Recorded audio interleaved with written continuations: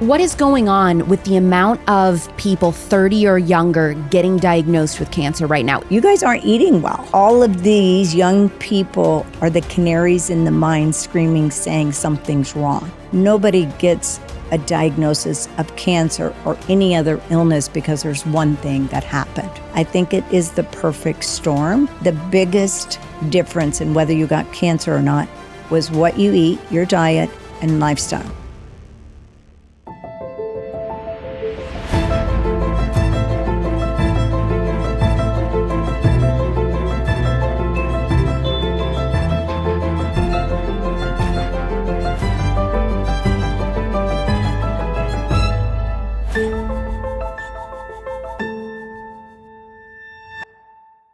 What if everything we've been told about cancer, how we get it and how we treat it, is not the full picture?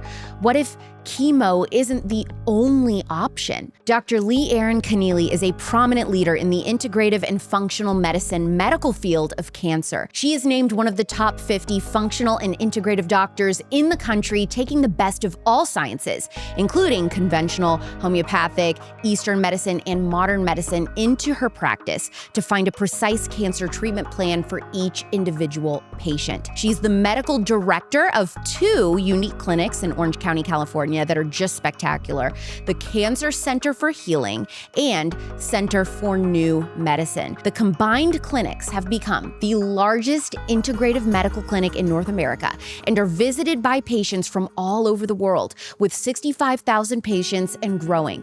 The Center for New Medicine focuses on a precise, personalized approach to healthcare that includes prevention, early detection of cancer, and internal medicine, along with yearly physicals, autoimmune disease, natural hormone replacement, chronic issues, and everyone's favorite, aesthetics. Watch this episode in high definition as a fully produced multi-camera shot show on the Real Alex Clark YouTube channel. Support our work healing a sick culture by becoming a financial supporter of the show so we can film episodes like this in person. There's a link in the description to make a tax-deductible donation one time or regularly. And a free way that you can help the show weekly is by leaving a 5-star review, sharing anything from why you love CA in general or how you discovered us. You may know this guest as my friend Taylor Duke's brain cancer doctor. She helped Taylor with a full recovery. Today on Culture Apothecary, integrative cancer leader, founder of the Cancer Center for Healing, and the author of The Cancer Revolution, Dr. Leigh Erin Connealy. Would you say that the main priority of the standard cancer care that we know today is trying to make money or heal people? I think most doctors have a true intention of healing people. And I think most doctors who get into medicine are truly trying to help and heal people. But we have a system today that basically is offering a patient a drug, a surgery, or both. We diagnose patients and doctors get reimbursed based upon diagnosis. And so the more diagnosis, the better your insurance claim is to get paid. So if you only had one diagnosis, you're probably not going to get paid as much. So the more comprehensive diagnosis plan, the better the reimbursement. Every doctor's goal really should be to de-diagnose a patient, take away their diagnosis. So when a patient comes in, no matter what age or how old they are, some people come in for human optimization and just really, I want to be the healthiest version that I can be. Unfortunately, that is too small of amount of people because most people come in until they have something serious going on, or they might have a pain, or they might have, urinary problems, bleeding problems, and so forth. But the majority of people come in because they have something going on. Every business has to make money, right? And the doctors have to be paid, their bills have to be paid. But I always believe that your passion should be, how do you help people and money will come? What is actually causing cancer, genetics or environment? There's so many factors involved, all right? I always tell people, nobody gets a diagnosis of cancer or any other illness because there's one thing that happened, okay? I think it is the perfect storm. You always have to look at someone's life. So when I see someone I look at their entire life. Okay. So if they're 50 years of age, I go back to in utero to where they are at 50. They did a study of 44,000 identical twins. And the biggest difference in whether you got cancer or not was what you eat, your diet, and lifestyle. So the way people function today, unfortunately, the air's polluted, the water's polluted, the food is polluted. People are more stressed, I believe, than ever. I think that they're sedentary. They sit a lot, whereas a long time ago, people moved, but everything is mechanical and roboticized. Then alcohol and smoking. We know that smoking contributes a lot to cancer also. But there are people who smoke who never get cancer, right? And there's people who drink alcohol who never get cancer. I mean, meaning they live a very long life. But I think that if you look at everything, if you look at the way we're living today, it's not, the proper way to create health. All right. And disease now has become so normalized. And so health needs to be our public health's number one priority. It needs to be your number one priority. It needs to be everyone's family, because if you don't have health, you have nothing. Okay. And you can't function. You can't be a good family member. You can't be a community member. You can't be a good employee. You can't be anything. It's a very good point you're bringing up, because I just heard the statistics. 77% of young people today are not able to meet the requirements for the military in the United States because we are all so unhealthy physically, just not equipped. That is a national security crisis right there. So what are the 3 types of cancer that you're seeing people be diagnosed with the most right now? Well, the number one cancers are breast, prostate, colon, and lung. Okay, those are the top. But like in the last year or so, the brain cancers are just increasing. Yes, tell me about that. So brain cancer, I mean, you never saw a patient 30 years ago with brain cancer. Cancer is the perfect storm, okay, of stress, toxicity, bugs, viruses, bacteria, fungi, and parasites, heavy metals. I think brain is very influenced by electromagnetic fields. Electromagnetic fields really have only come into existence probably the last 30 years. Yes, they were before that, but rarely. But now with everyone having a phone, an iPad, a computer, and cell towers and satellites, and all of these electrical input. And it's something that I have been researching, studying for a long time, because one of my children, that's what she did. Her 8th grade science experiment is how electromagnetic fields affect a living substance. And so it's something that it's a pet peeve of mine for a very, very long time. And I think it's just exploded, because people don't realize that we are a biospiritual, biointellectual, bioemotional, biophysical, biochemical, and bioenergetic being. So energy is part of our physiology. So like when you do an EKG, you're looking at the electrical activity of the heart. If you're looking at the brain with an EEG, it's electrical activity of the brain. And then when you look at the nervous system and you're doing muscle conduction studies, nerve conduction studies, you look at the electrical activity of that system.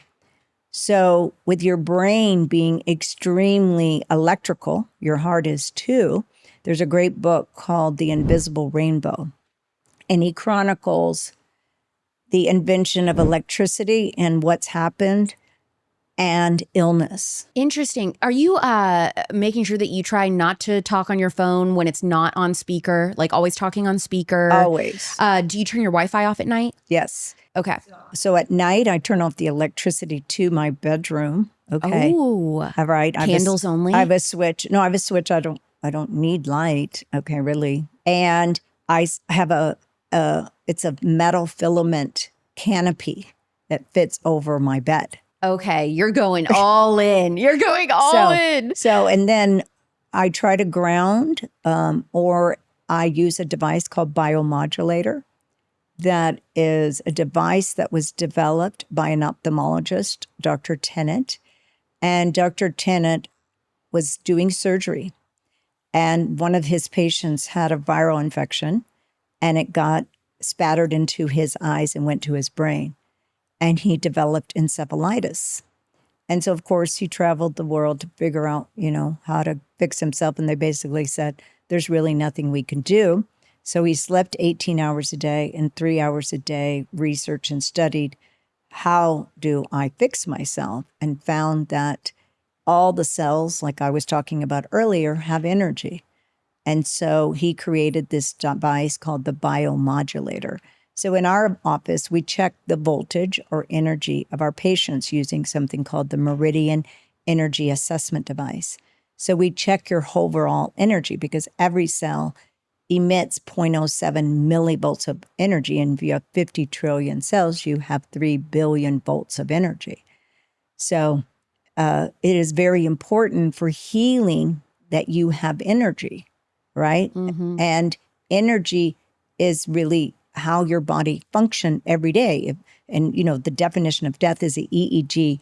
There is no energy, right? And how do you increase the good energy to fight things like cancer? Right. So, because every disease is related to your voltage being low. So what robs your voltage is stress, toxins, heavy metals, bugs, viruses, bacteria, fungi, and parasites. And I would say probably most people have some burden of that, okay? How often do you do a parasite cleanse personally? Very regularly. Like, what does that mean? Monthly, twice a year? Well, I personally take something every day to fight parasites, and then I'll do a medication regime every 3 months.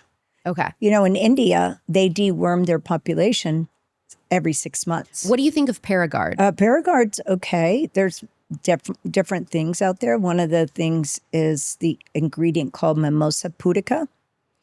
And I've used that very successfully. So in most of my patients, I'll use that as a first-line treatment, but sometimes you have to do medications. So most of the parasite medications have been around for a very long time. For example, ivermectin is about a 65-year-old drug. Fenbendazole, albendazole, mebendazole.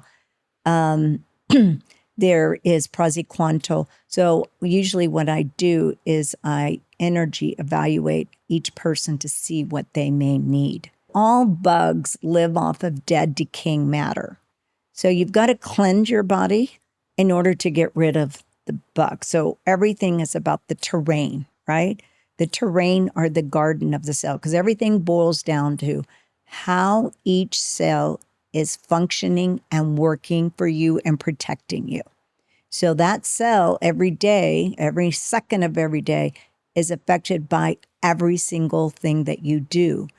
Every decision you make every day is a healthcare decision. Because we're living in times, if you look at what's going on today, autism is the highest rate it's ever been in the history of man. In California, it's 1 in 22. Some statistics in other states, it's like 1 in 36. Our elementary kids, 60% have one or more chronic illnesses. It's shocking. Teenagers have the highest rate of anxiety, depression, and suicide. About 20% are on an antidepressant.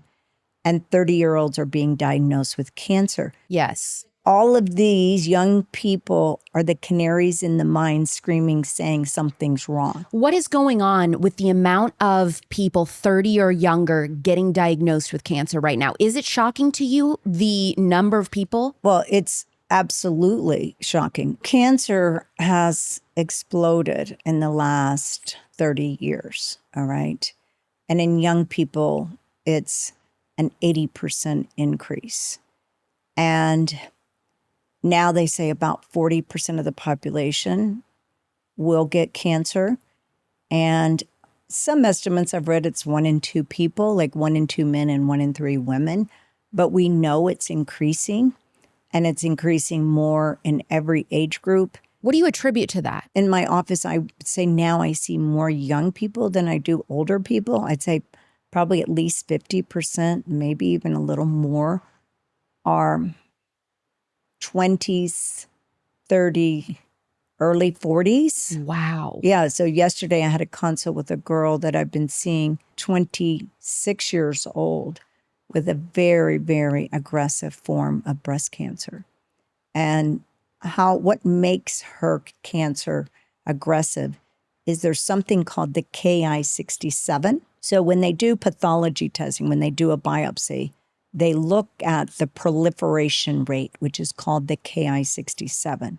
So the higher the Ki-67 is, the more rapidly dividing it is and the more aggressive. So an ideal Ki-67 is less than 10%. Well, hers was 96%. Oh my gosh. So she was trying to do it naturally, and she had seen a physician before me to treat it naturally. And so when she came to my office, I said to her, a low-dose chemotherapy approach for you is probably not going to be the best route. I said, you need a very aggressive chemotherapy regime along with many other things, which she was completely on board for because she really wanted to do it naturally. Yeah, that's what I think is interesting about you is that you are not opposed to modern medicine, but you also like herbal medicine, Chinese medicine, all these other different natural functional medicine approaches. So you look at the individual patient at your cancer clinic and you're like, okay, like this girl, we need a hybrid of both, really hardcore chemotherapy, but also I'm going to get you into some other types of treatments. Right. I always try to do a non-harmful approach for any medical diagnosis because Hippocrates says first do no harm, right? Yes. And so doctors need to take that to heart and say, how am I helping this patient or how am I harming this patient, okay? Because let's face it, conventional medicine, it's just conventional medicine. It's medicines. All medications are toxins. Then surgery, which may be necessary, okay?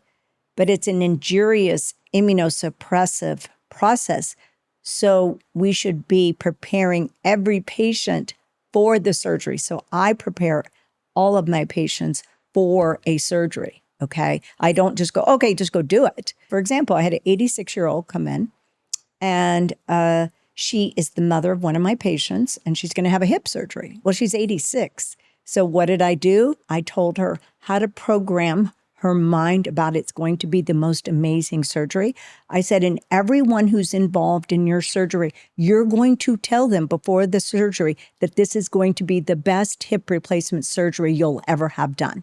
Because the energy of all these people affects you. Mm, yeah. So then I told her we're going to do IV vitamin C, and we're going to do hyperbaric before and after the procedure. She had her nutritional, status and everything she's doing. She's very good about that. So I wasn't concerned about that. But that's what we should be doing is a personalized, preventive, precise approach to every single patient instead of this, okay, here's the algorithm for you. It was interesting. I had a patient come in, another young patient, 32 years old, who has a pancreatic neuroendocrine tumor. So there is pancreatic adenocarcinoma and then the neuroendocrine. So it has a nervous system and a hormonal component to it. So fortunately for her, the doctor said, we could do surgery, but I think we should watch and wait. And the reason how he made that decision is he looked at the pathology, and the pathology was it was not an aggressive cancer.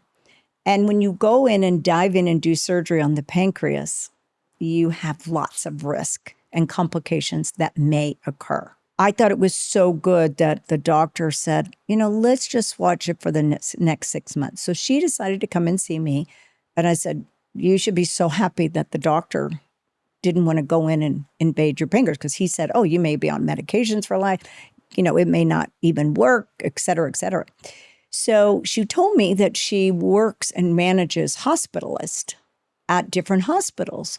And she told me that every doctor has the same protocol. So if you go in for congestive heart failure, you get this. Yep. And if you have this, heart attack, you get this.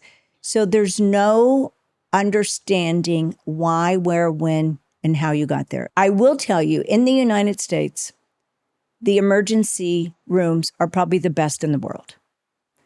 And those are for people who fall off a ladder, have a car accident, are having possibly a heart attack, something that needs emergency attention.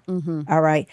But for things that can be handled by an urgent care, or more importantly, your primary care doctor, that's your go-to. Okay. Because today's world, there's too many ERs that are overwhelmed and they can't take care of what they need to take care of. And ER doctors are, incredibly overwhelmed today. It's interesting to me, you saying that that patient told you, every doctor has the same thing to say to every patient, no matter what's going on. That was the most frustrating thing about my dad in his situation, which I kind of told you before you came, is that he's had 2 heart attacks. He's got type 2 diabetes. Now he's got a brain tumor. He's got glioblastoma. So when he was dealing with all of this, I'm like, well, what are they saying about, thinking about this tumor also with all the heart stuff going on? Well, nothing. They're not saying anything. They're not heart doctors.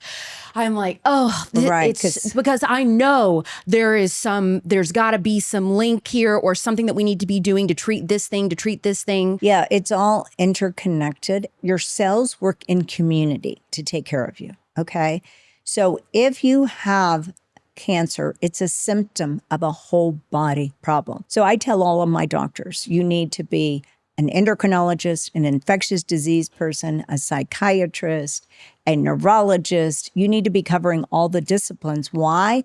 Because when you look at a patient, I need to make sure that every system is working for you. I had a breast surgeon coming in to visit with one of my patients, and he was the one that developed the first bilateral nipple-sparing mastectomy to preserve the nipples. And so fortunately, he's like, oh my gosh, I have never seen a clinic that is giving patients the kind of care that you're giving. And so I said to him, I'm so impressed that you're open to this. Yes. Because a lot of doctors are like, oh, no, that doesn't work. Don't waste your time on Why do they do that? Why do they supplements. say that supplements, herbs, getting these different vitamins, doing these hormone checks, all of this, why do they think like, that's useless, don't do it? Well, I think because the training is, here you have a diagnosis, a problem, and here is the drug for it, okay? And that's how they're trained. When I went to training, I worked at a county hospital. It was crisis management every day, right? So I didn't learn how to take care of a patient who just is day-to-day living and they need a checkup. We've lost the art of the physical exam. We've lost the art of the connection to the patient and understanding who they are, what they are, and how their life is really working for them or not working for them. I had a patient yesterday that told me like, well, no one's even touched me. And I'm like, what? Like, how is that possible? That you have cancer and no one's ever examined them. I'm like, I don't know how that works. Okay. And but I hear that frequently because I always ask the patient to disrobe because I can't examine them unless they get undressed, right? And I do a head to toe exam from looking at their hair, their nails, their skin, looking for Frank's crease in their ear, looking at their tongue, the integrity of their tongue, listening to their heart and lungs, et cetera, et cetera, et cetera, right? Looking at their scars of their body. That's another thing that blocks voltage. Ooh, the scars? Yeah, scars and tattoos both block voltage. Are you pro or anti-tattoo? I grew up a long time ago, okay? And so my mother would threaten us if like, you would never, ever touch your body. And so I do know that 40% of the population today gets tattoos. Tattoos have toxicity, all right? I know they're supposedly natural tattoos. I don't know because it's not something that I research and study, but tattoos have, heavy metals. But the biggest thing they do is they block the acupuncture meridians. I have been radicalized on I think tattoos are really bad for you. If you take the person with tattoos today, they probably got it when they were 18 and their friend was getting it, or someone has a situation that somebody was affected in their life with alcoholism. And if you know the AA prayer, and they had it, like one of my staff has it tattooed on his arm, and he told me the whole story. So it was a significant thing. Well, Okay? of course. Yeah, it might have meaning. I remember reading one of my medical journals, like that when that patient does a PET scan, that tattoo appeared like it had, cancer, where probably didn't, because it lit up. And I was like, oh my gosh, this is very interesting. So I think tattoos, people can do other things to create meaning and significance in their life, because I think tattoos overall are not healthy for the body, and for just not only like the chemical aspect of it, but also the bioenergetic aspect of it. If somebody has a lot of tattoos and they're also experiencing heavy metal toxicity in their body, and they know that that's the case, does removing the tattoo help? Or once it's just, it doesn't even matter, like you're just dealing with it at that point? Well, I know people can, remove tattoos. They have very effective ways now of, it depends. If you have whole body, no, that's going to be very difficult. But it could help. It would probably help. But heavy metals are part of our life today. So the most common heavy metals are mercury, lead, cadmium, aluminum. Now, I do a heavy metal panel on my patients. I like to do something called the provocative testing of heavy metals. So you give something that causes the release of them. And so in the testing, it will show, like I said, mercury, cadmium, aluminum. But one of the things that I've seen change over the years is uranium that they use in nuclear power plants. And uranium, the problem with uranium, it has, 33 million years of half-life. Lead has a half-life of over 10 years. So these heavy metals can be stored in your body. But I believe that everyone, probably every day today, should be taking something to remove heavy metals. On a daily basis? On a daily basis, from what I see. My twins are 30, and when they were 6 years old, I did a blood test that looked for the intracellular concentration of heavy metals. Intracellular means inside the cell. It was called a red blood cell mineral test. And I was appalled at 6, the heavy metals they had, okay? I've been doing this for a long time. And now heavy metals are ubiquitous in the environment. They tested 20 baby formulas. Now, you know how much regulations to get a baby formula registered that a baby can take, right? Because they're replacing, breast milk for a formula. So that means it has to have high regulations, right? Every single formula tested had heavy metals. Wow. Every baby food, organic and non-organic, had heavy metals. So what is your suggestion? Make your own baby food, have baby eat what you're eating, basically. Right. I would assume. And then what do you like? Raw milk, homemade formula? I use goat milk after a year because of the absorption and ease on the baby, and it's easily digestible. It's a problem that we have. You should try to do everything as good as you can at home, right? If you can. Obviously, sometimes it's impossible. Sometimes, people need something quick. But today's world, there are places where you can get organic Mexican food, for example, okay? There are places that are conscientious about what they're, what you're putting in your body. And I think if we could revolutionize things and really try to create this contagious revolution of creating health for humanity and making people so mindful and aware. Industry, government has allowed everything to just be okay. And we all have to take a stand that this isn't okay. You have to become like a forensic scientist and look at your water, okay? Tap water is all contaminated, okay? There is chemotherapy in the water. There's drugs in the water. Birth control. There's birth control. There's everything in the water. So, like, for example, you must use something to purify water. I don't care what you get, but get something to, purify your water, okay? Then your food, even organic foods, right, can have problems because there's an organic farm and then next door, maybe 50 miles away is a non-organic. Right. And we have the insecticides and pesticides that are being sprayed on these foods, okay? And they're ubiquitous everywhere. So there's nothing pure today, right? There just isn't. So that's why you have to create your counter protective universe to protect yourself. And I say today, self-care is the new healthcare. So really, really, this, interestingly enough, a lot of this stuff has been around for a very long time, okay? I don't feel like I'm doing anything new, even though everyone thinks it's new, but it's not new. It was interesting. On the way here, my Uber driver, he was like asking me what I do. And so I said, I'm a functional integrative medical doctor. And he goes, oh, that's a lot of words.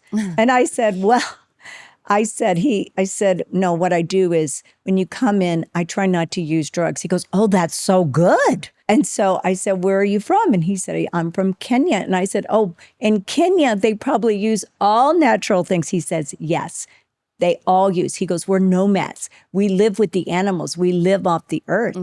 It's like I said, it's nothing new. I mean, if you think about it. There's 8 billion people in the world. United States is 5% of the world. We use 70% of the world drugs. So that means all those other populations are doing nothing, are using natural things. Wow, that is enlightening right there. Yes, we all should be saying this isn't okay. We need to be in public outrage about the standards that we are implementing. I have to tell you about Taylor Duke's Wellness. You remember Taylor, right? She was just on the podcast sharing her incredible story about beating brain cancer with an integrative approach, mixing holistic and modern medicine. Well, if you remember, she worked with Dr. Connealy, who is all about understanding that cancer is a metabolic disease and it's tied to what is going in and around your body. So these two take health, if it's not clear from Taylor's episode and this episode, they take their health and ingredients so seriously, which is why I'm obsessed with what Taylor's created. She has this amazing wellness line, protein powders, coffee, electrolytes, and more. But my favorite, her organic protein pancake mix. Oh my gosh, it is so good. And get this, it's gluten-free, non-GMO, dairy-free, soy-free, and no artificial junk. Literally all the good stuff. It's made with organic pea protein, almond protein, banana powder, coconut flour, coconut sugar, vanilla powder, aluminum-free baking powder, cinnamon, and unrefined sea salt.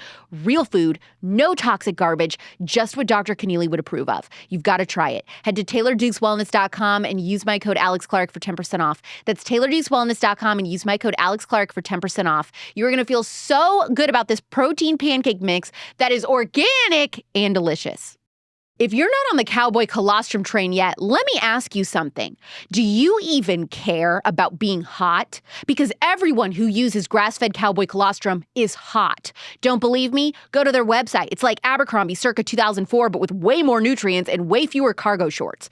Cowboy colostrum is nature's first food. Liquid gold, straight from grass-fed cows. It's packed with proteins, growth factors, and all these fancy peptides that boost your immune system, heal your gut, and make you feel unstoppable. Oh, and let's not forget, it helps keep your skin looking like a glazed donut. Hailey Bieber who?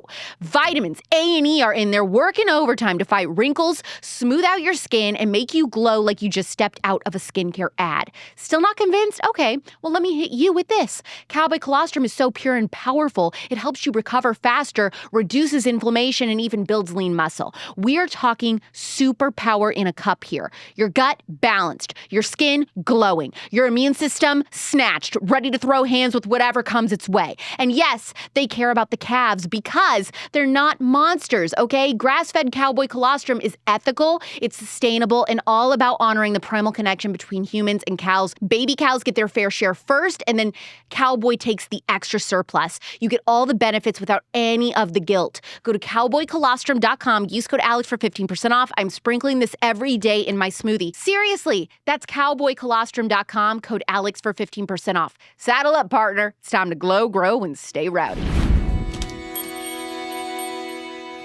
What is your recommendation for heavy metal detox? What can we do today? I use two different things. One, people can use chlorella. Chlorella is an algae that removes heavy metals. And I usually give that to all of my pregnant patients because it's nutritional, plus it has chelating. It has a detoxifying nature to it. The other thing that I use is called cardio nano detox because a lot of the heavy metals affect the endothelial lining of the blood vessels, okay? And so that's why I call it cardio nano detox. And then the other thing that I use is something called HMD. HMD is homeopathic metal detox. It's a combination of cilantro and chlorella.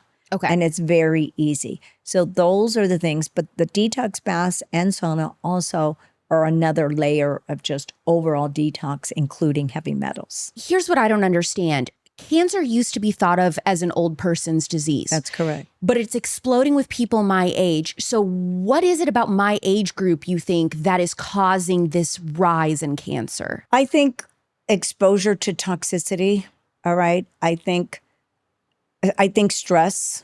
I think we have a different kind of stress today because I've evaluated it. I didn't have a stress-free life, okay? But I find that 30-year-olds to navigate life, I think it's very cumbersome. I really think it's a lot. Even though we had a lot, I mean, I think about I was in after finishing medical school training, doing everything myself, driving myself from Texas to Chicago for medical school. I mean, you know, that's just what you did, okay? But today, I think there's just a different kind of stress. Also, you guys aren't eating well. All right, let's face it. It's the food, like long time ago, people didn't have the availability of all the toxic food we have today. I'm not saying that when I was little, there wasn't bad food. I happened to grow up where my mother was a fanatic about nursing us for a year. She made all of our baby food. And I ate sauerkraut, raw milk, liver, onions. I ate off the land. We had my grandparents had a farm. We went and got a cow. They butchered it and we brought it home. Okay. So all the things that people like to do today, that's how I grew up. But I know my friends didn't, we had bologna and Miracle Whip. But what did people do? The most common thing young people did a long time ago is they were outside all the time, playing and being with nature. Now you're inside, no vitamin D, you're sitting down and you're on your phone and you're looking for the easiest thing to get food. Okay. And then you're not even aware of health. We should be teaching health from birth. They should have community groups of mothers helping women, have the best version of their kids possible. Today, with what we know, a child should be a genius Navy SEAL. Have you noticed a common thread with your young cancer patients in vaping? I do have a patient who's 30. He's from Wyoming. He's 30-something years old, vaped for 9 years and has stage 4 lung cancer to his brain.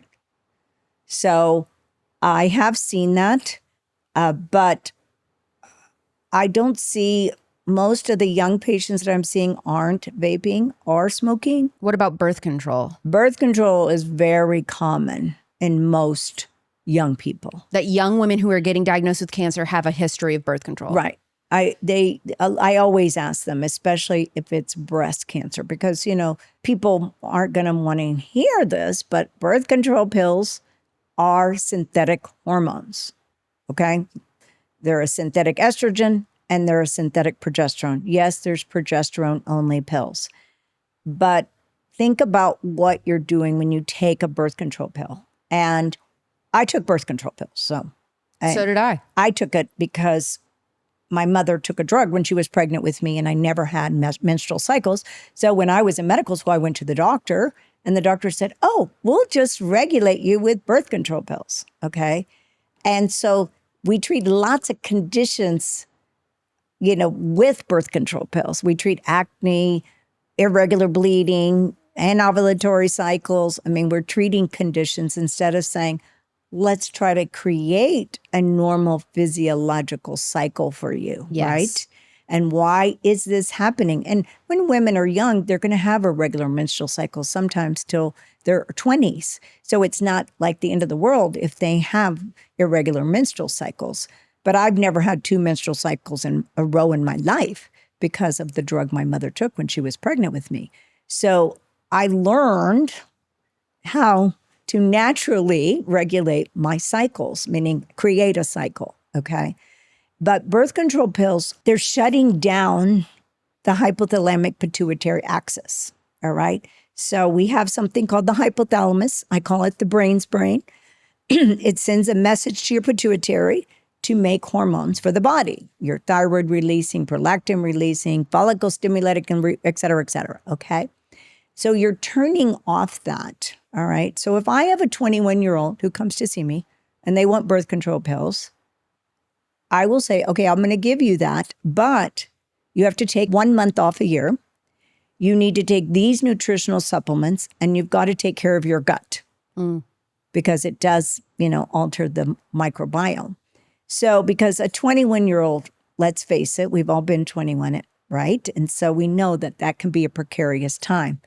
But I will give them protective things to take care of themselves. And then I say, to allow your body to have its rhythm back, I need you 1 month a year to take off. Can you tell us what your supplements are that you recommend for somebody who is on birth control? Well, I would do a food-based multi. So there's synthetic vitamins and then there's natural vitamins. So a food-based multivitamin, most people have one or more nutritional deficiencies, all right? So a food-based multi, an oil, you can eat the oils, like using butter, coconut oil, olive oil, or avocados. And then a vitamin D would probably, I would say, about 80% of the cancer patients are deficient in vitamin D. The only people who come in sufficient are people who are taking it. And I would say a lot of people today, at least in my patient population, know that we need to take vitamin D. Regular vitamin D or vitamin D? D3. Okay, D3, K2 or just D3? D3, K2 I like. Okay. About 5,000 is the average dose. 5,000 international units would be the average dose. What I'm seeing so much of is fatty liver. So fatty liver was really not that common. And I do ultrasound in my office. So about 5 years ago, I started seeing an outrageous increase in fatty liver. And I'm like, wow, this person doesn't drink, they're skinny. I'm like, how can they have fatty liver? It has to be some specific type of food No, that's causing it's the environment. Okay. There's so many toxins going through our liver that it just gets overwhelmed with what we do.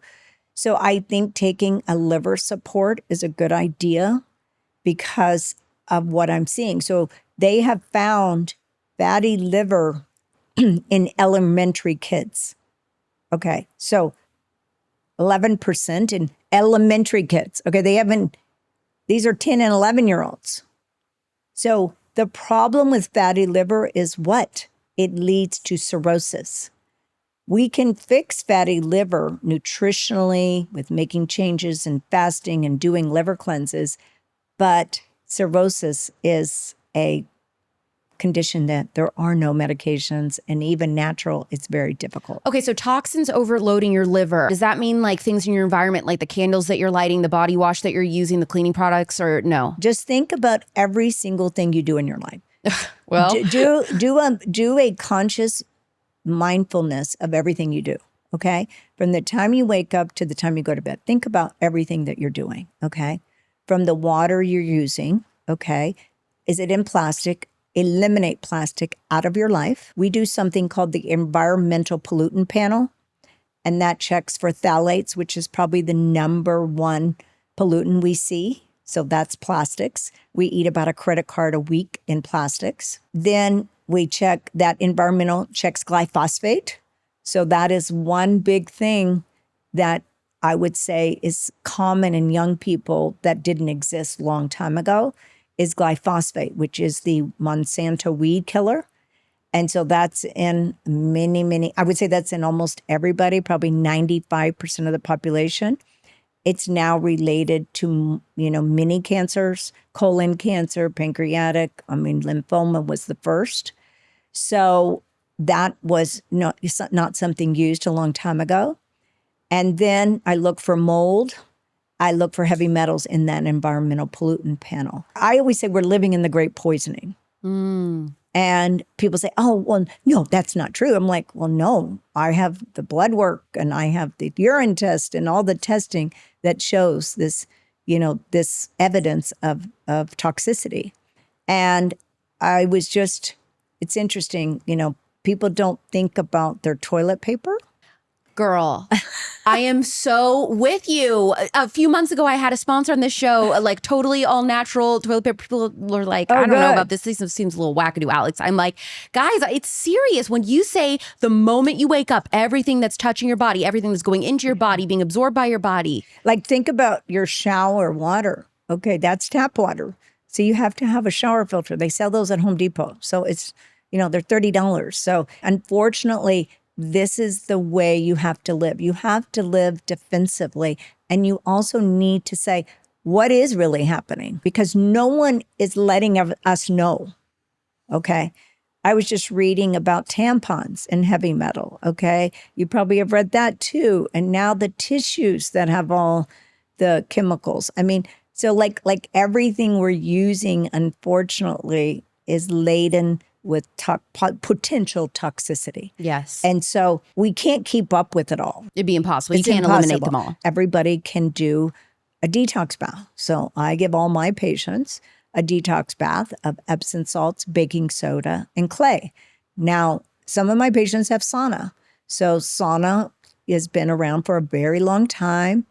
And we've had an infrared sauna in our clinic for probably 25, 30 years. So I encourage people to make that investment in their health. Is you can get a portable sauna because you can get a good price on portable sauna, or the other, like the little box saunas. But that's probably one of the greatest investments you can make in your health.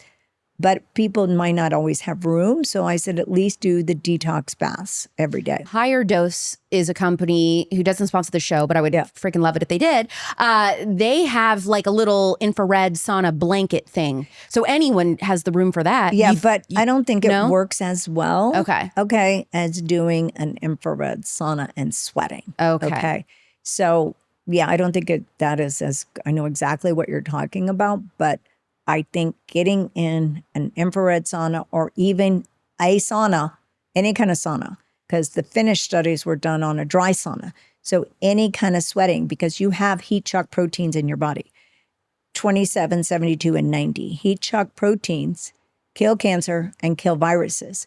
So then they detoxify you. Plus it increases your circulation. Plus it's protective against EMF. So many things. Yes. So I've had the same sauna for 20 years. They haven't broken down or anything. What are the pros and cons to chemo and radiation, which is commonly what cancer patients are told they should do, that they're not being told? Chemotherapy may be necessary, all right?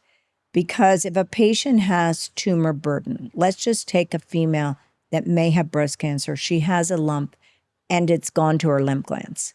So if a patient just has a lump, a lot of times you can do a lumpectomy and not need chemotherapy. In fact, there's a test called the Oncotype DX and the Mammoprint that will tell you if chemotherapy is going to be beneficial. And actually 70+% of breast cancer patients, chemotherapy will not even be effective. But let's say you have a patient who has stage 4 breast cancer and you're whatever age you are, you're going to agree to do chemotherapy because chemotherapy, unfortunately, you've got to shrink the tumor burden. Okay. Now, I always tell every patient, never, never, never rely on one avenue of healing, meaning that can't be your only way to get well, right? Because why? Chemotherapy is very destructive to every system in the body.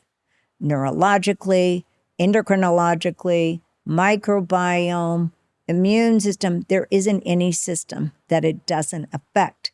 But we don't think about in the conventional medical system about how do we protect our patients. We don't. We just don't think about that. And we just give things without like, okay, let's see how you're sleeping, the water you're drinking, the food you're eating, what is your stress, and how are we going to protect you? So when I see a patient and they need chemotherapy, I have them do all these other things to protect themselves. So I give them something for their immune system. I give them something for acidity. I give them something for candida because 60, 70% of patients that have cancer have yeast, candida. And then I give them hydrogen water to drink every day because it's a very powerful antioxidant. Then I give them a very powerful liquid vitamin mineral drink because it's liquid, it's easier to take because they need comprehensive nutrition to handle the chemotherapy. Then I make sure that they don't develop neuropathy. A lot of them develop neuropathy. So I usually give the proper nutrients for that. Then I give them something for their liver because all of this is going through your liver. So you got to take some kind of liver protection. And then I always give every patient vitamin C intravenously and or orally. And then I usually give them some detoxifying substance like zeolite or carbon-60 to take out the chemical. So we do in our clinic something called fractionated low-dose chemo. So that is only 10% dose. Cancer cells have something called insulin-like growth factors on their cells. So that means they like sugar. So we prime the cells with insulin. We give you insulin. And when we get to the therapeutic moment, which is a sugar level of about 40, we then intravenously deliver the chemotherapy because they're going to selectively take up the chemotherapy, preserving the normal cells. I think there's a lot of confusion because people say, an anti-cancer diet, it's carnivore or it's plant-based, it's, only green leaves. So what would you say the truth is? Well, I would say, first of all, you have to look at the patient's blood work to see. So for example, a patient's anemic. Well, you're not going to say, go on a diet that has no iron in it. And where do you get iron from? From liver and meat. Okay. And then if they have elevated blood sugar, they're pre-diabetic, they're eating refined sugars. Yes. They're eating, cookies, pies, cakes, all those kinds of things. But there's natural sugar in fruit, which is very good for you. And there's natural sugar in vegetables. So that is very good for you. It's just the concoctions that we've created today. You can make a chocolate chip cookie healthy, okay? That's right. But ice cream even. Right. But if you look at people's sugars levels, so I look at their hemoglobin A1C and their insulin levels and their fasting sugar levels. So your fasting sugar should be about 85. Your hemoglobin A1C, which is a reflection of your sugar over 90 days, which is actually an aging marker. It's called protein glycation, protein misfolding in your body. So I always use the analogy, it's like inside wrinkles, and everyone gets that. Pre-diabetes is 5.7, all right? So, but we know that you already have damage going over 5.2. So kind of like my upper limit of normal is 5.4. So that means I know I need to change the eating patterns of the patient. So most people, for example, eat just carbohydrates in their meal. So when you eat just carbohydrates in their meal, carbohydrates are sugar, right? Right. You cause the pancreas to make insulin. Then insulin brings the sugar down, and then it tells your body you're starving, and then you put on weight. So when you eat a meal, think about you want about a third fat, a third protein, and a third favorable carbohydrates. So what is favorable carbohydrates? Fruits and vegetables. But most people don't think about how their body metabolically works because they've never been taught that. But this is how your body metabolically works better. Okay, so when I'm making dinner for me and I'm just like a single girly doing it, by myself here. So I will make some sort of meat. So I'll just cook steak, for example, and then asparagus. And that's my whole meal. Is that good enough? Yeah. So what fat are you using? So you need some butter. So I cook the steak in beef tallow usually. Okay, perfect. Okay. That's like a perfect meal. And now you could add like a half of a potato or a half of a sweet potato. You could add that with a little butter. Okay. And it's funny, when you eat like that, you're full. Yes. Yeah. I always explain that I don't do a lot of snacking because I don't feel Because like you're not I need hungry, to. because Yeah. you've stabilized your sugar, right? So when your pancreas isn't in a roller coaster with insulin production, you are not hungry. And so that's what people don't understand, because they're hungry. So for example, if you wake up and eat a bagel, okay, the insulin's going to go high and then crash, and then you're hungry. So what do you eat for breakfast? So I usually use an organic bread, and it's about 80 calories, and it's, there's no chemicals, and I cook that in butter with 2 eggs. And I have that almost every morning. And that satisfies me, because I've tried all kinds of breakfasts. I've tried oatmeal with protein and a fat. By the way, oatmeal, one of the #1 foods saturated with glyphosate. It's oatmeal and it's chickpeas, which I didn't know till recently. So I'm like avoiding chickpeas like the plague. Yes, that's good. But so I find that holds me. I'm not hungry, I'm satisfied, and I feel good. So, but like, people can do eggs, an avocado, and sliced tomatoes. And that's like, you're going to feel very, very satisfied. Now, not everybody can eat eggs, so you have to have some alternatives, Me right? is one of them. Right. So that would be, you would do some kind of other protein, maybe like turkey, sausage or turkey, maybe some other kind of protein like lamb.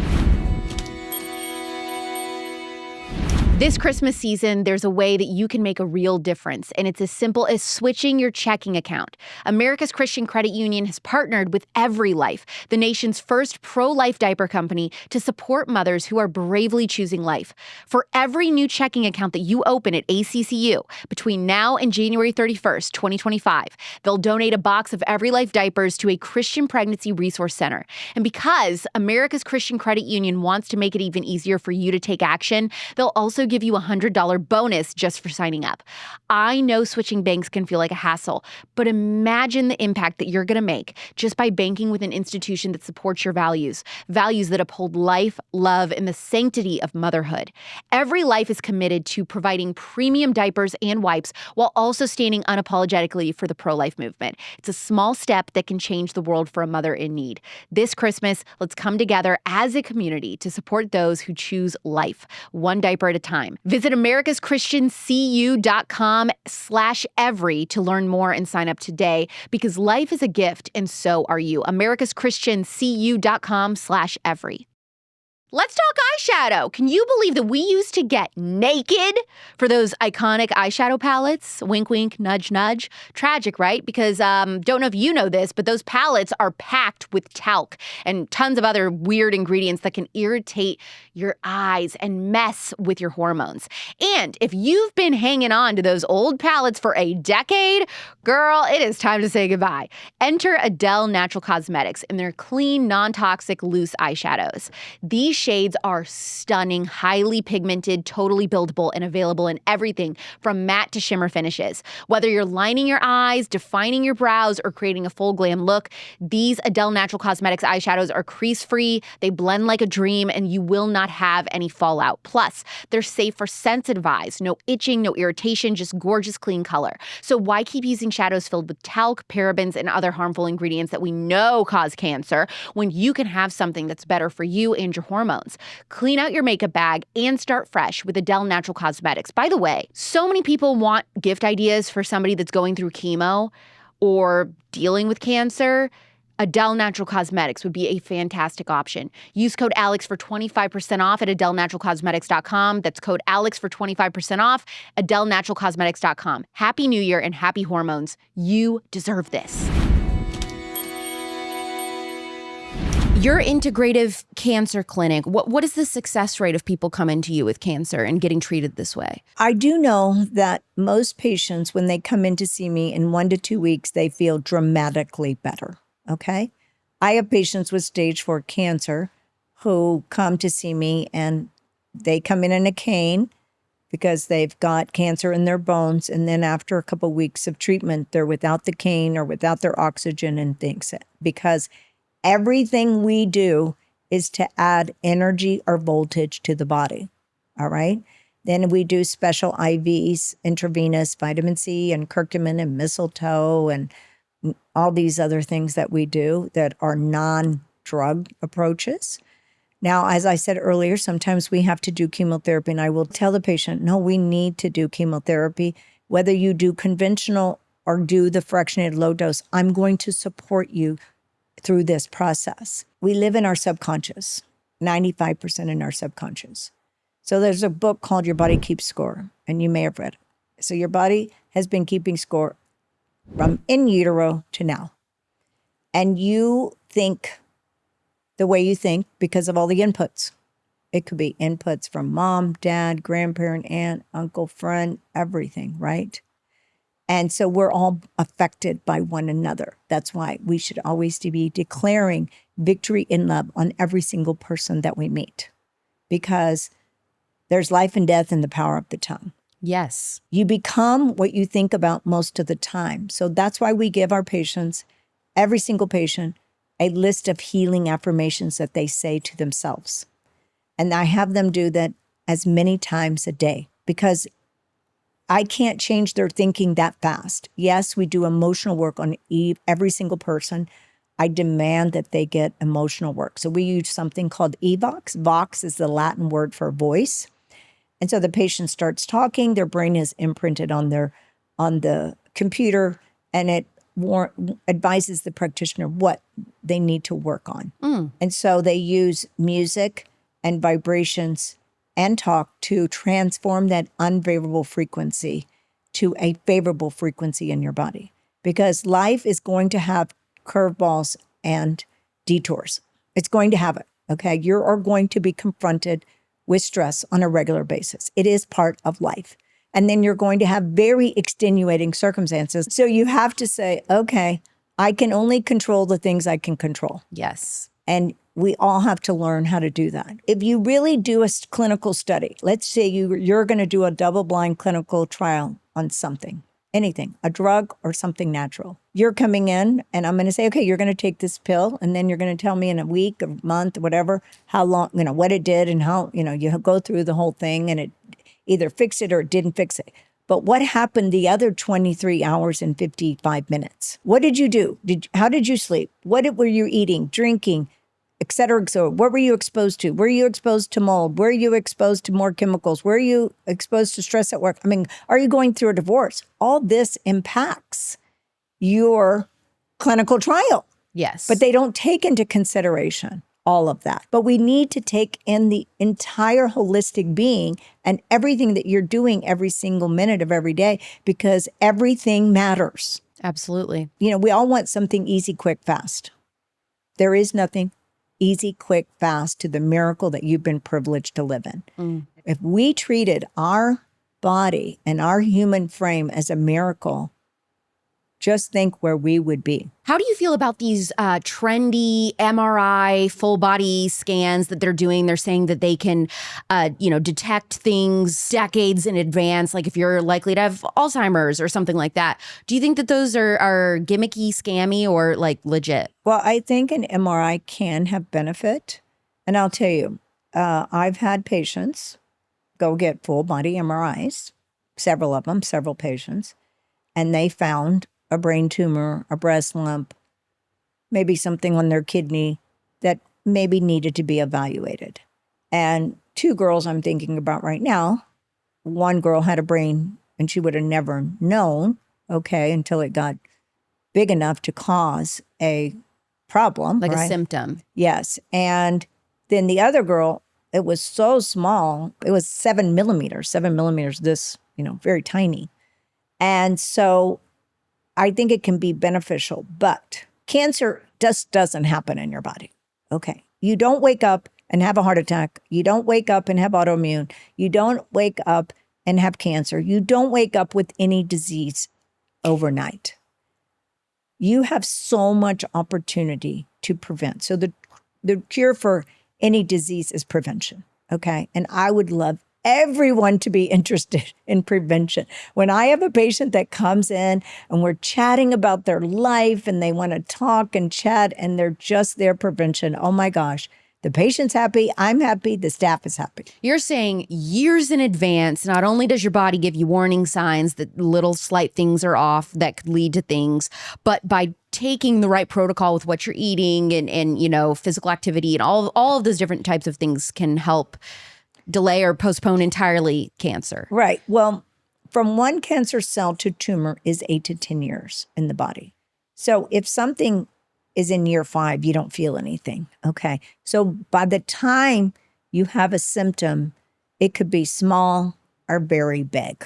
Okay. Meaning already gone somewhere, right? Meaning it's already metastasized, which means it's traveled to a new home, destination, whatever you want to say. Okay. So a breast lump goes to the bone. Doctors today do not know really how to prevent disease. Okay. There are doctors that do. So they usually have gone through conventional training and something has happened to them. And then they realize, oh, what do I need to do to take care of myself? That's usually how conventional doctors are awakened. Okay. They've gone through something serious themselves. But doctors, if you don't have a personal interest, like a lot of people say, oh, I focus on Hashimoto's. Oh, I focus on the gut. Oh, I don't do that. I focus on your entire system because everything is interconnected to everything else. Right. And so my passion became, a long time ago. And, I wouldn't be doing what I'm doing if my mother wouldn't have taken that drug when she was pregnant with me and my whole life changed. And then I have had this insatiable desire to protect people because of what happened to me.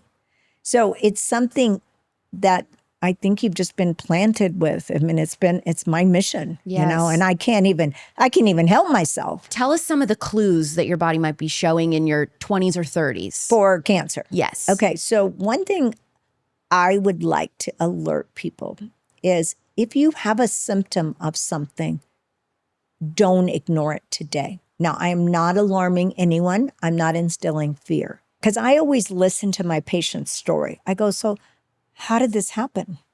Okay. Like, how did this come about? So the patients will tell me like, oh, I went to the doctor and I had rectal bleeding. And he says, oh, you're too young. You have a hemorrhoid. And then the rectal bleeding doesn't go away. And then they go to the doctor again and they're going, oh, you're stressed. You're too stressed. You had a baby. You shouldn't be. And this happened to one of my patients. You need to get proper rest and everything. So then she decided that she's going to go to another doctor. So she went to the next doctor and the doctor said, oh, bleeding's never a good sign. So let me get you going you got to go see a gastroenterologist. Well, that took months. And anyway, now, she has stage 4 rectal cancer. All right. And she's 40 years old with 2 children. If you have a symptom, don't let the doctor say, oh, you're too young. Because I used to say from 0 to 40, you had a warranty. But now I can't say that. Wow. Because I have these 20-year-olds with cancer. I mean, and more than I want to see. Okay. So if you have something like another example, this is kind of innocuous example. A girl had a lump on her knee and the first doctor said, oh, it's nothing. Just like a little cyst or something. Yeah, that's what he said. Just a little cyst. So then she goes to another doctor and he goes, very high probability it's nothing. And then she didn't like that answer. So she went to another doctor. She goes, look, I've been to this doctor. He goes, look, I can cut it out. And, he didn't even order an MRI or anything, just did it by x-ray. And sure enough, it was sarcoma. And sarcoma is a tumor of muscle or bone or both. Okay. So now she's 26 years old. Okay. So we can't discount what the patient is saying. You live with you 24/7. I don't know your body like you do. You know your body and you need to be in touch with what your body is communicating to you. And yes, it might be nothing, but go and affirm that it's nothing and don't let a person tell you, well, it's no big deal. Verify it that it's no big deal. trust, and verify, right? And I tell people, you can't guess that you're well. You must test. And not that you have to do thousands of tests. This is not that complicated, but you have to go to a physician who really understands, especially in oncology. I like that. Test, not guess. Right. You've got to go to a doctor who really knows the nuances of detecting cancer. Cancer, by the time you have a lump and bump on the MRI, well, that's 10 years old. We want to look for these clues before. So what are the clues? Checking your C-reactive protein, checking your SED rate, checking your vitamin D levels, and checking your hemoglobin A1C levels. Now, another blood test I do is the cancer profile. It's a fasting blood and urine, and it looks at HCG. HCG is a malignancy marker.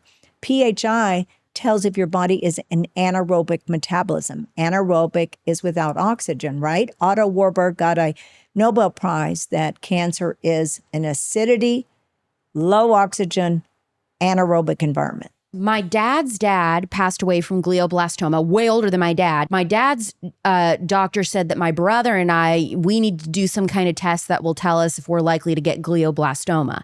What do you think? That's very interesting. Cancer is not a genetic. It's, right. I would say 5%, in the literature, it says 3 to 10%. But I rarely see a patient who has a genetic cancer. Okay, now they have genetic testing that you can do. But if it happened in your father and then your grandfather, what were all the components of it? Okay. That's the thing. Because brain cancer, you wouldn't think of as genetic, all right? But there may be a genetic weakness. Okay. All right. So, you can get your DNA tested to look at all the things that don't work as well on you. Okay. It's not a very expensive test to look at like your weaknesses in your DNA and the things that you want to work on. But for example, ApoE gene, 2 copies of it predispose you to Alzheimer's. But many people with a double copy never develop Alzheimer's. Why? Because everything is how do you live every day. Yes. It's called epigenetics. Epi means on top of your genetics. So it's the influence of your genetics. So you really want to focus on your daily lifestyle and how you're living. We have a very serious emergency 911, which I've been talking about for a long time, that we've got to transform the future of health and humanity. Yes. Mammograms, colonoscopies. Okay. What do you think about these two things that we're always told you got to get this at a certain age? Okay. Well, mammograms don't really start. You're supposed to get one between 35 and 40. So mammograms are radiation. But we have new technology now. It's called QT, quantitative transmission. And it's FDA approved. It already has a CPT code, which can be covered by insurance. But it's not like now conventionally done yet because it's brand new. So anything brand new can take years to get into operation. So you're saying it's out there, but it's like only a couple doctors' offices are going to have this. It's not going to be in every single hospital in every single small town. Not yet. Yeah. But there's centers opening up nationwide. Okay. So you would opt for that over a mammogram? Yes, I would opt for that because I've been doing thermography, which looks at blood supply in a woman's breast. So typically women don't have vascularity in their breast. And so this was a tool that looks for blood supply. So blood supply, because cancers have something called angiogenesis, the ability to make blood vessels, right? That's how they stay alive. They anchor down with blood supply, and that's how they get their nutrients. And so thermography I've used for years in combination with ultrasound. And some patients, I will have them do a mammogram. A lot of the patients today don't want to do mammograms because they're afraid of the radiation. So I always am developing different ways that women can do. But now quantitative transmission testing, it's 40 times the accuracy of an MRI. Very important. In young women, your breasts are dense.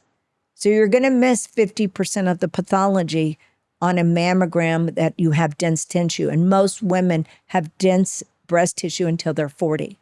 They get less dense as we age. So the most effective testing we have today is the QT technology. See, people get mad about this mammogram thing because, they themselves or a loved one, they're like, well, my loved one or I would never have known that I had cancer if I wouldn't have gotten that mammogram. I'm like, I understand that, but I'm just, there's other technology. You don't have to, a mammogram isn't the only thing that would have told you had, is what you're saying. If you look at the report of mammography, it says the woman has breast tissue. So that's your first clue. Go order an ultrasound. Do you know how many women that I see that it says that and the doctor didn't order an ultrasound? I never rely on one technology for anything. If someone says, oh, your mammogram is negative, that means you're fine. Yeah. Well, look how many people come and see me 3 months later for breast cancer. So I don't like to use one testing, okay? First of all, for every 10,000 mammograms, we save one life. So it's not a really cost-effective tool. I find that most women who have breast cancer feel it themselves. Yep, doing their breast checks. Doing their breast checks, or they just accidentally feel it. So yes, I think that is a good tool. You know your breasts better than any doctor. During your menstrual cycle, do in the shower, use soap and, massage your breast and feel your breast. And so the integrity and the anatomy of your breast. What's the deal with colonoscopies? Because now all of a sudden I'm hearing all of this stuff. They're good, they're bad, avoid them. Right. Well, first of all, they changed the colonoscopy recommendations from 50 years old to 45 years old. And the reason they did that, because there's a dramatic increase in colon cancer, even in 10-year-olds. Whoa. Yes, there's been a 500% increase. What I usually recommend to my patients is to get a Cologuard. And Cologuard is a stool test that you can do at home. It is very accurate. It has a high specificity and sensitivity. And so my patients who've tested positive for Cologuard, so they do the stool test, and then the company sends me the report. I've had one of my employees' husband had a positive Cologuard. So immediately what we did is we did the liquid biopsy and it came back negative, and we did all these testing and nothing really showed up. So he went to the surgeon and the surgeon said, this is a very large, polyp. And he says, I need to remove a third of your colon. Well, they went in and removed a third of a colon and it wasn't cancer. Oh my gosh. Yes. So it is a very sensitive test. So if somebody is listening and they have a colonoscopy scheduled, but they haven't gone yet, would you say cancel it, do this instead? Yes, and I'll tell you why. Okay. 1 out of 350 people have complications from colonoscopy. My dad had his second heart attack after a colonoscopy. Every procedure is stressful, right? I mean, first of all, going to the doctor is very stressful. But this is one of those things when I say the doctors aren't asking questions about other parts of his body.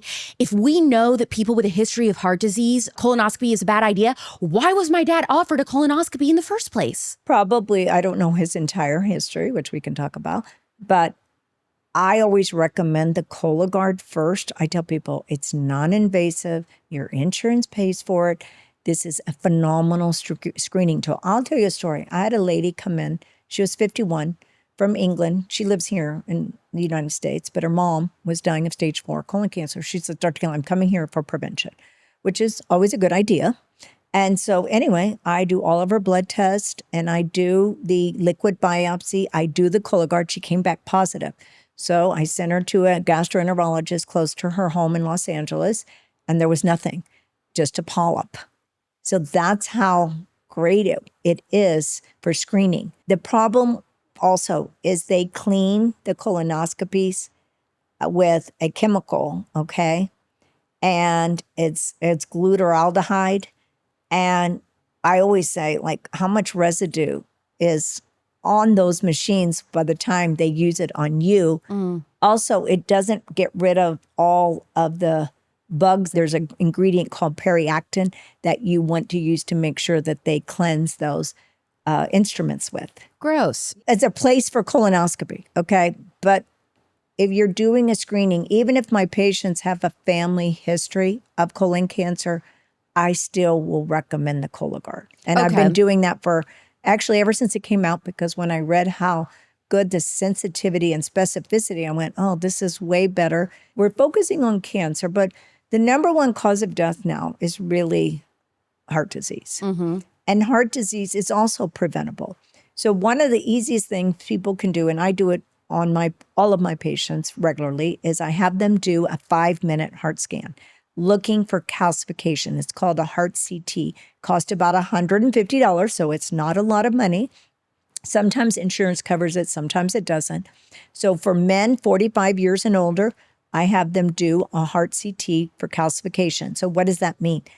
It's calcifications that are feeding the arteries of the heart. And so that is an early detection for heart disease. Now, women after menopause, because most women do not have heart disease until they go through menopause. So usually I won't do it until they've gone through menopause. So that is an incredible tool. Cholesterol is not a prevention tool because you need cholesterol for all your cells.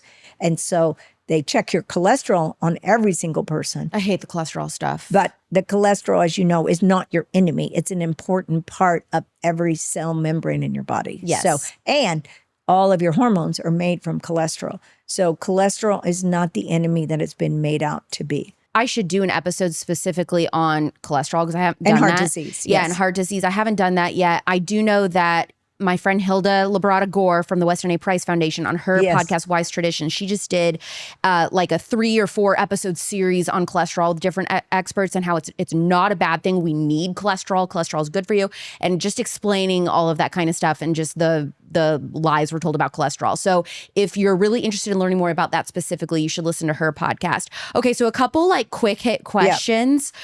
What is so good about red light therapy? So red light, it's nothing new. It's been around for a long time, many, many studies on it. So what red light is doing is that it is helping the mitochondria take care of you. And so your mitochondria are your powerhouse engines of your cell that make your ATP, which is the currency of life. And so every cell has to function through their mitochondria. So that means every system red light can help. So if you have everything from hair loss to bad skin to bad heart to abdominal problems, whatever, red light can be very, very beneficial. I found a gym near me that has a red light booth that you stand in for 10 minutes. I have a membership where I pay for it monthly. I can go once or twice a day. And it is so amazing. And a lot of gyms offer that. So that's something that you can be looking for is a gym near me. Do they have a red light booth? And sometimes they'll do an infrared sauna. Which is awesome. You get your sauna and you get your red light. And it's just like paying for a tanning bed membership, except, tanning beds are terrible. Right. These are great. You need to invest in your health. Yes. You're absolutely right. And so any kind of, any red light, some people buy little and some people buy full body. In my clinic, I have 50,000 red lights and it's like it looks like a tanning bed. Yes. But it's just red lights. And do you really like this for brain cancer patients? I like it for I use it. It's 5 days a week. Everyone. You get that 5 days a week and it's very inexpensive. Okay. What about PEMF mats? What is that? So PEMF is pulsed electromagnetic field. So remember we talked about the energy. So all of your cells have magnetic energy. In fact, we have something called the human energy field. But so if something is diseased, whether it's cancer, whether it's a joint, whether it's pain, you're delivering high intensity magnetic fields to the body. And it's very loud. It sounds like an MRI scan. So it's very, very beneficial. There's over thousands of PEBMED studies on pulsed electromagnetics. So you can do it locally to an area like a hip or your brain or your abdomen, or we also do the whole body. So when we have a patient, we do the whole body because the whole body needs energy. And then we put loops on different parts of the body, whether it's here, shoulders, hip, whatever. And we put particularly focused PEMF on the body. Well, I've seen those for sale. You can get a little mat and lay on it at home. Do you like that? Yeah, I have a Beamer mat at home and at the office. You can do that every day. And so that also helps with the chronic exposure of electromagnetic fields. Can people with heart disease do red light therapy, infrared sauna? Absolutely. All of them. Okay. I have no caution about putting a patient in red light or infrared sauna. We're talking periods. Yeah, I said it, periods. The thing we all pretend doesn't exist, but also rules our lives for like a quarter of the month. And let's be real, the stuff you're using right now, it's trash, literal trash. You're putting bleach and fake flower-scented garbage up there like it's an air freshener for your uterus. What are we doing? That's where Garnu comes in. Garnu's founder, Macy, said enough of this nonsense. She wanted a period brand that didn't treat being a woman like a medical emergency. So she made Garnu, a line of 100% organic cotton tampons and pads that actually care about you. No fragrances, no dyes, no chlorine. And let's talk tampons. BPA-free applicators, people. BPA-free, that's what they're using because I don't need my tampon applicator doubling as a science experiment. Thanks. But wait, every time you buy Garnu, you're also helping women around the world who are vulnerable to sex trafficking. That's right, your period is literally saving lives and maybe creating them, when you're ready. Bleed for something, ladies. Be a hero. Go to Garnu.com and use code Alex for 15% off. I'll say it again, Garnu, GARNUU.com, code Alex for 15% off. Your uterus deserves better. You deserve better. And your bathroom trash can, it deserves to stop looking like a crime scene, but I cannot do anything about that. Little Bean, are you drowning in student loan debt? Do you feel like there's no way out? Are you discovering that your whole family is affected by this? If you have private student loan debt and are behind or even in default, you got to call my friends at YRefi. YRefi refinances private student loans that others won't touch and provides you with a custom loan payment based on your ability to pay. They can reduce your monthly payment and your total cost. Plus, they don't care what your credit score is.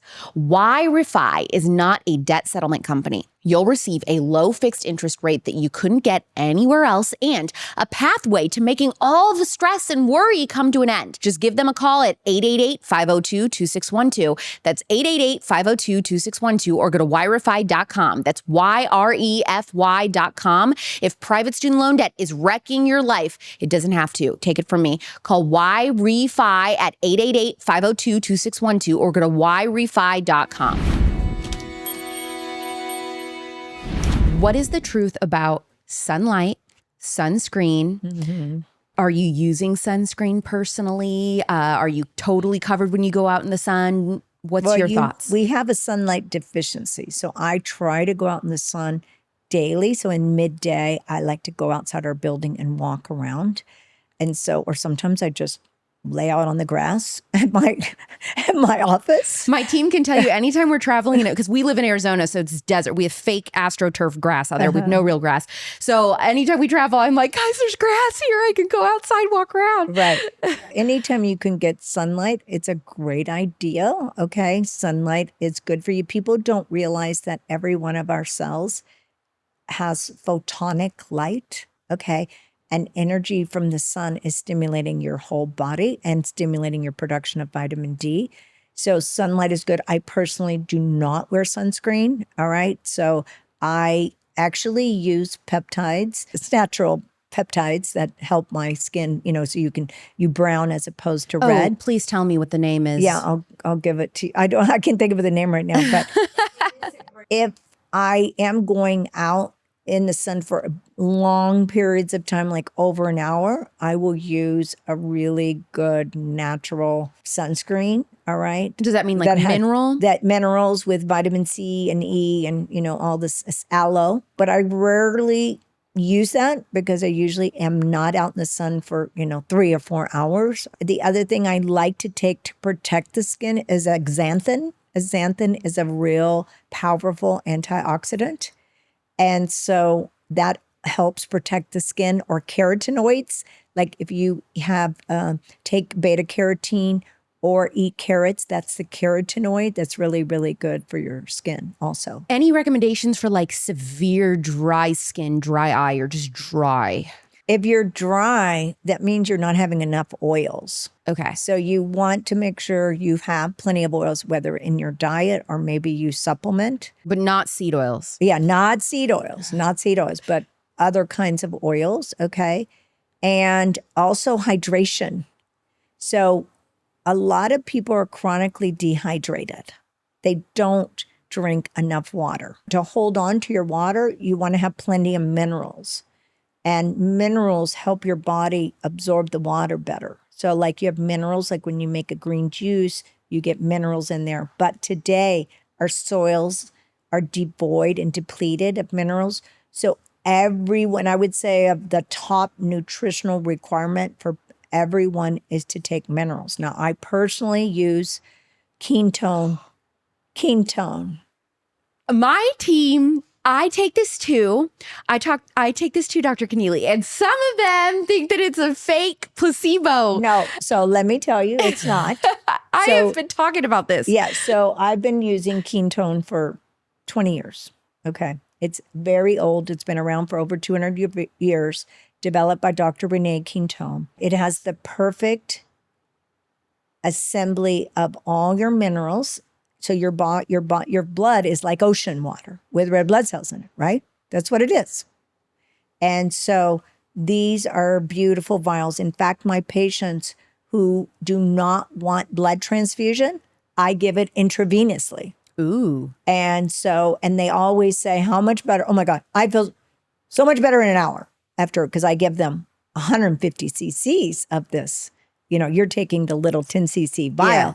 I'm giving them 150 cc's. I've posted about these on my Instagram story. If you follow me on Instagram, it's like little glass vials. You snap the end off and you take a swig. If you do not have minerals, your cells have no energy or voltage, and vitamins can't work. Yes. Vitamins work with minerals. Okay, so they have a dark amber glass one and then a clear one. Which one do you do in the morning? One is isotonic and one is hypertonic. So I use hypertonic for patients who have in their blood low sodium and chloride. So some people have hyponatremia, which is low sodium. So I have them start on the isotonic and go to the hypertonic. But for you, just use isotonic. So I just use isotonic regularly every day. And they make little satchels on... Yeah, I just don't like those as much. Well, I don't either, but when you're traveling though, to not even bring my glass... traveling, I don't do it. You do it? Because I tried it and anything alters the taste, whereas those glass vials, it's not altered. So what do you think about supplements for kids? Absolutely. Which ones? I have 4 grandkids. So I, of course, sent my daughters like a book on how to prepare food for the kids that didn't come from me, came from someone else, because you always have to use somebody else as your bad guy. Yes. Obviously, I'm a fanatic because when I had my kids, I was crazy mommy and about a lot of things. And food was one. I made all my own baby food and I was fanatic. It's not to say they never had a chocolate chip cookie or anything, because that extreme is also not good. Mm-hmm. So any extreme on either side is not good. So you got to have, fun. And so when I picked them up from school, one day a week, we went out and got a treat, but it was only one day a week. There's a great liquid that I use made by the Schiff company. It's a German company. It's a liquid vitamin. So it has vitamins and herbs in it. It's old. I mean, it's been around for a very, very long time. So that's what I recommend for like a little one. Now, if you're doing breast milk, okay, that's the ideal. But unfortunately, if you read the studies on breast milk, unfortunately, all of our body tissues, even the purity of breast milk has toxicity. Okay. So that's why I always tell the mom before she even gets pregnant, for 3 months to cleanse her body with a detox program, sauna or bath, et cetera, liver cleanse, all these. It's just the prudent thing to do today. And so they need usually a DHA, which is an omega, right? And then maybe some vitamin D. So that's kind of the minimal, those 2 things. Now, I gave my kids all zeolite. I don't know if you know what zeolite. Zeolite's a volcanic ash mineral that was used to cleanse industrial toxic water. And it's been around for a very, very long time, used in industry to purify different, spills and bad water. Our cells are either positive or negatively charged. So this is a negatively charged, which removes the positively charged things, which are toxins in our body. Oh, okay. So zeolite has been around. It's nothing new. It's been around for a long time. It comes easy in a little spray, and you spray it, and it detoxifies chemicals and heavy metals. Okay. How intense does a workout routine need to be anti-cancer? Well, first of all, everybody isn't moving enough. You have 800 muscles that need to be moved every day for lots of different reasons. And so you need to be doing weightlifting 3 days a week, all right? At least 30 minutes each time. And then the rest of the time, cardiovascular, so walking. So you should be doing a total minimum of 180 minutes a week. So that's not that much time. This is my biggest weakness, Dr. Connealy. I do all the right things. I eat the right things. I do not exercise at all. So you need to start. Yeah. And start, I just hate it. Well, you have to change your thinking. I know. Okay. You have to change your thinking and say how privileged I am that I get to move and that I have all my body parts. I am going to steward and take care of my body. So you need to think about that. You're privileged that you get to walk up straight and you don't have any challenges. All right. Okay. So because, look at the people that are older, they walk with the cane or whatever, or even younger, or people who've been fought in war and lost their legs or whatever. And they can't live the life that, that you have, that you're privileged to live. So you need to, one of the most important things that every single person needs to do is steward the miracle that they're privileged to have and take care of it every single day. Oh, good encouragement. Good encouragement and good, getting on to me about that. And you can learn to love it. You can learn to love it. It's all about, we can always change our mind about anything. Why do you talk about tongue scraping in your book? Because the mouth is a reservoir of its own ecosystem. Okay. It has its own microbiome. And the mouth is the gateway to the rest of the body. So, and that's another, most of everything I'm talking about is not talked about, right? So we need to take care of our mouth. That's why ketone water is so good, because you should swish it for at least a minute. I haven't been doing that. Yeah, you want to swish the ketone water for at least a minute. It's good for any body fluid. Like I've gotten rid of eye infection, nose problems, all kind. In fact, they have a new nasal spray. Oh, I got to get that. That is great because things come in through your nose, right? But your mouth is the gateway to the rest of the body. One of the things I talk about in my book is the coconut oil. So the coconut first thing in the morning, it helps, your body is detoxing all night. So things tend to centralize in your mouth. And so you want to do the coconut oil for as many minutes as you can. I know people, everybody's going like, how am I going to fit everything in? I always tell people, do little by little, okay? Maybe one thing a day. You don't have to do everything every day. Now, when cancer patients, they spend basically their whole day taking care of themselves because they're making up for lost time. So the tongue scraping is also another way of, purifying and cleansing the mouth. So the coconut oil and the tongue scraping both are also just very beneficial to prevent infections and to prevent all the complications that happen in the mouth. Let's talk about the person listening to this who has just gotten a cancer diagnosis or has a loved one fighting cancer. Is it ever too late to switch to integrative medicine when you're fighting it? Well, the first thing that people need to understand is that they're in shock when they get a cancer diagnosis or when a loved one gets a cancer diagnosis, and realize that this just didn't happen. And then you're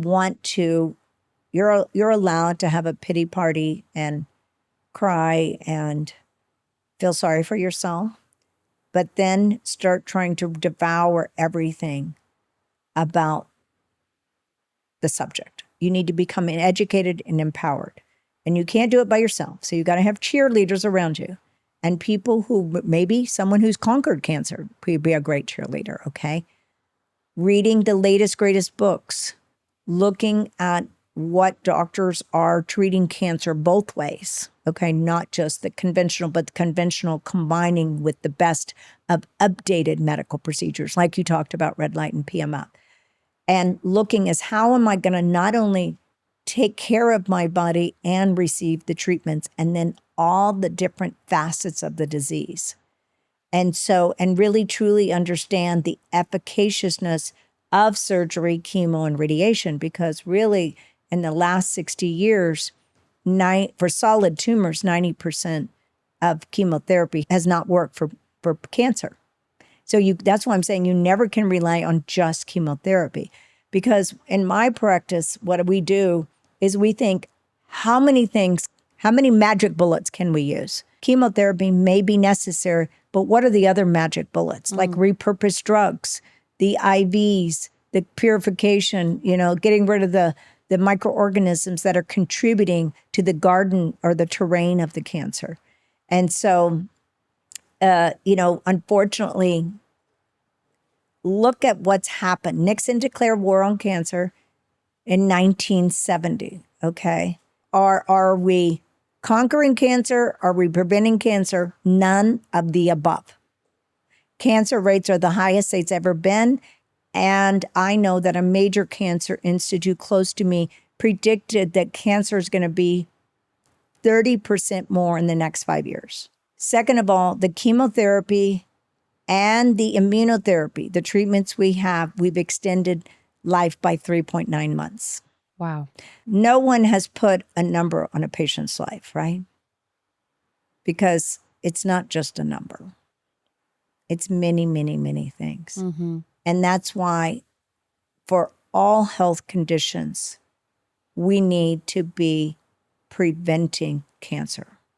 We need to be preventing all of these diseases. But if someone, let's say, for example, they're stage 3 or stage 4, like, is that too late? They can't switch to you if they wanted to? Okay, so we have a lot of stage 4 cancer patients, okay? Because why? They don't come to us in the beginning. And I've had many cancer patients have stage 4 and get to a scan of what they call no evidence of disease. Incredible. So do I save everyone? No, but we do very good for people who were considered hopeless. Okay. And now my philosophy is you never give up on someone else and you never give up on yourself. That's how we find discoveries, is never giving up. Is what you do covered by insurance? So I started practicing medicine in the conventional indemnity plan where you had insurance and they paid you. So 3 years ago, I made a decision that I could not do it anymore in the conventional insurance reimbursement because they paid so little. Okay. And I was killing myself. Okay. And so I got out of the insurance model completely just 3 years ago. So I took insurance for 35 years.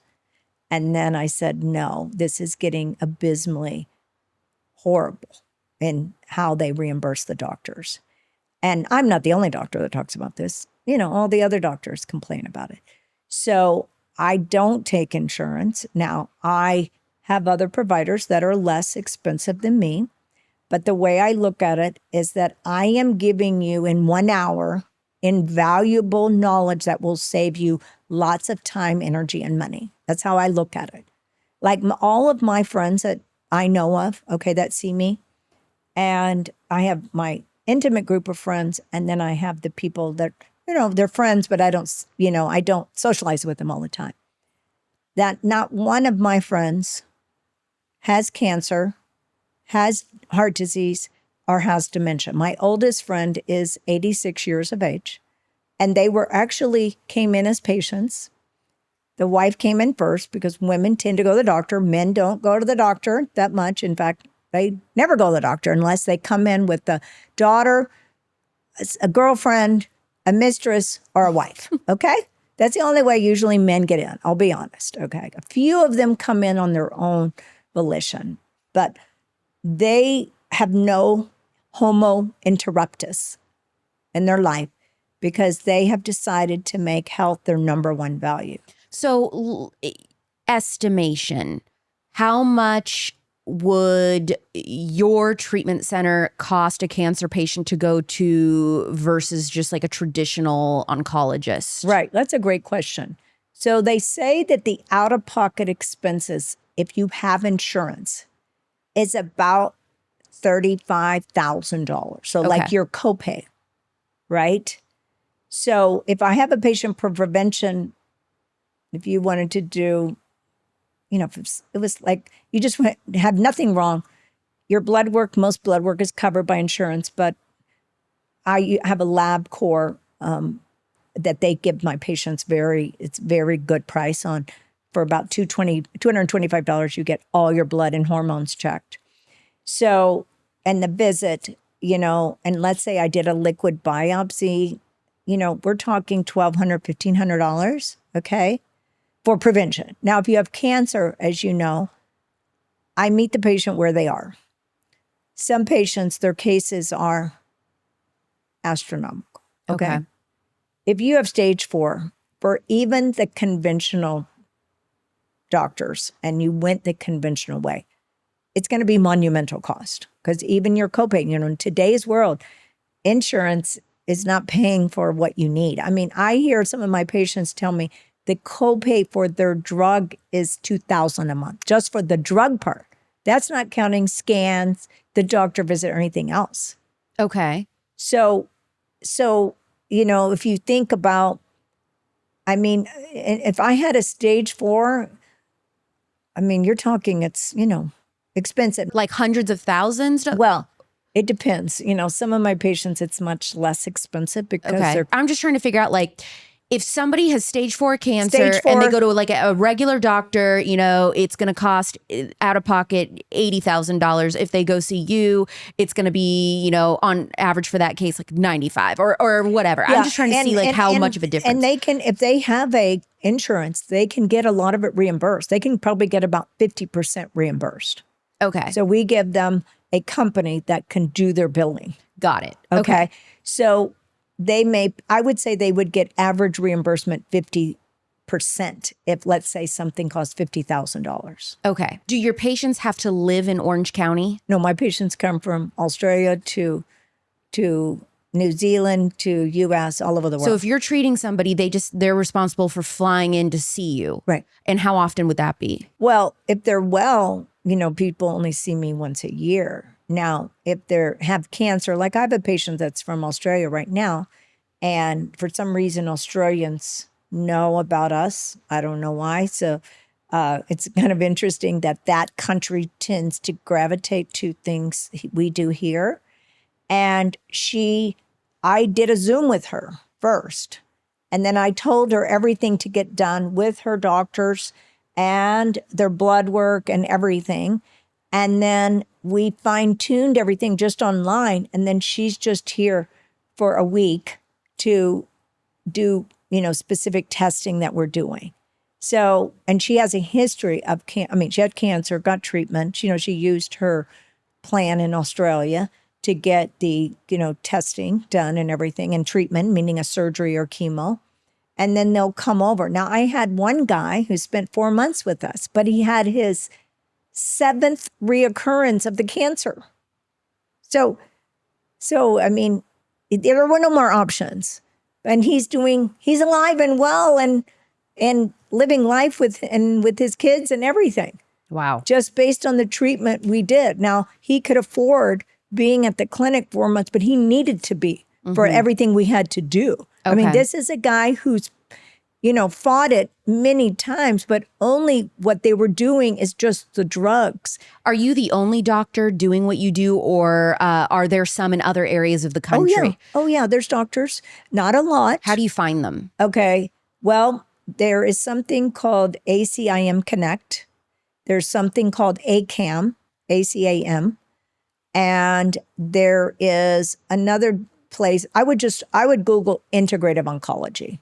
Okay. That's what people should do. So there's doctors, like some of my patients see a doctor like in Florida, but they come to see me to just make sure that doctor is doing, because I've had many patients tell me like, okay, I'm going to this doctor, and I'll tell the doctor, and he's an integrative, but he doesn't have all the tools we use in the clinic, okay?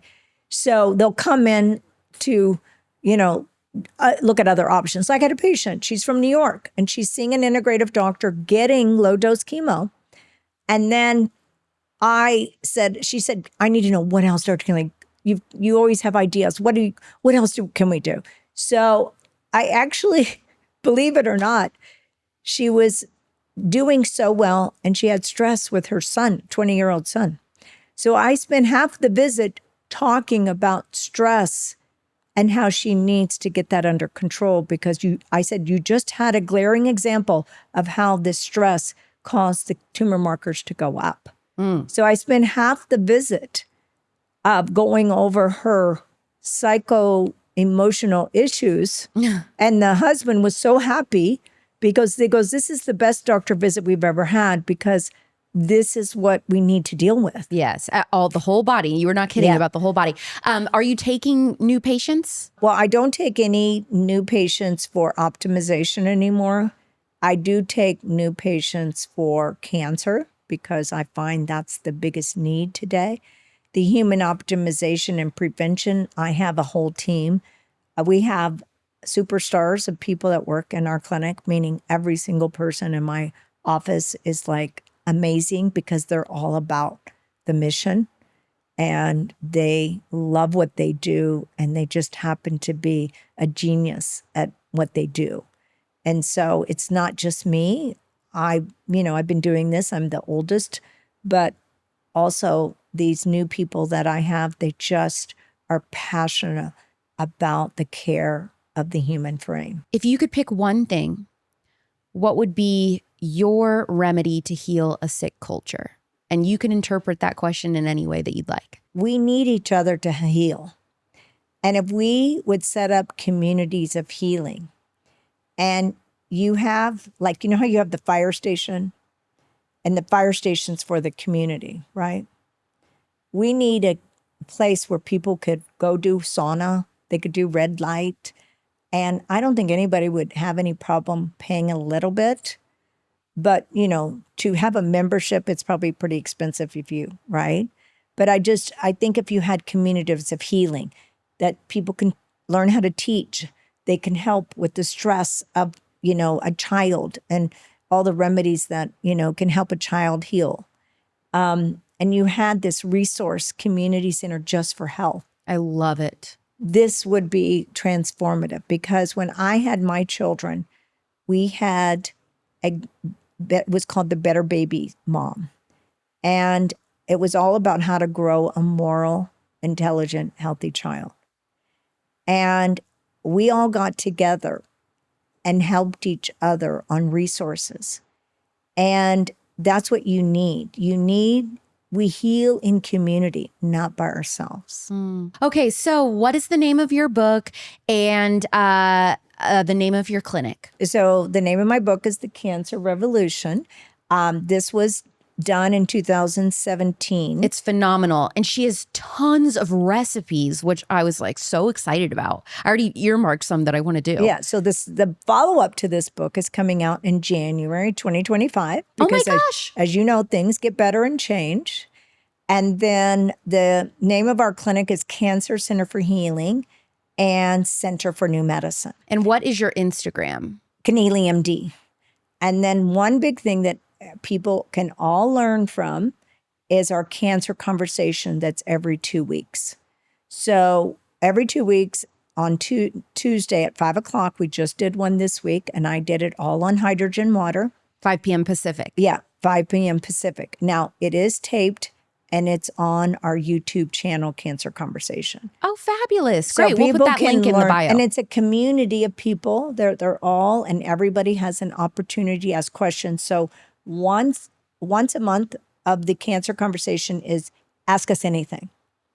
And then I usually feature a special guest. Phenomenal. Thank you so much, Dr. Connealy, for coming on Culture Apothecary. It's my privilege and honor to be here.